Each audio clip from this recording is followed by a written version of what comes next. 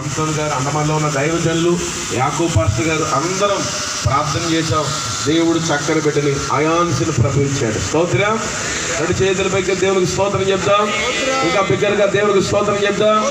హల్లెలూయా. ఇక్కడ మాత్రం హల్లెలూయా చెప్పలేరు కొంతమంది ఎదరా పెద్దలు, 24 మంది పెద్దలు యేసయ్య సింహాసనం ఎదుట కూర్చున్నట్టుగా మీరు కూడా 24 మంది పెద్దలుగా కూర్చుని భలే హల్లెలూయా చెప్తున్నారు. దైవజనులకు లోబడి చక్కగా పరిచర్యలో సహకరిస్తున్నారు. దేవుడు మిమ్మల్ని, మీ కుటుంబాలను కూడా దేవాది దేవుడు దీవించి ఆస్వాదించును గాక.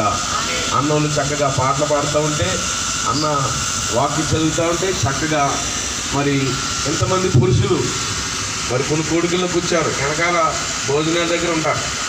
కానీ మీరు మంచోడు, దేవుడికి స్తోత్రం. మంచి దైవజనులు కలిగి ఉన్నారు, మంచి దైవ శాఖరాలు కలిగి ఉన్నారు. మంచిగా సంఘానికి లోబడుతూ చక్కగా ఎదురు కూర్చుని మరి దేవుణ్ణి స్తుతిస్తున్నారు. దేవుడు మిమ్మల్ని దీవించి ఆశీర్వదించును గాక. ఆమేన్.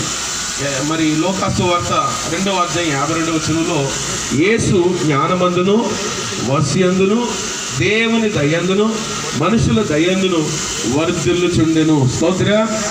ఎవరి దయలో వర్ధిల్లాలి? దేవుని దయ, మనుషుల దయలో వర్ధిల్లాలి.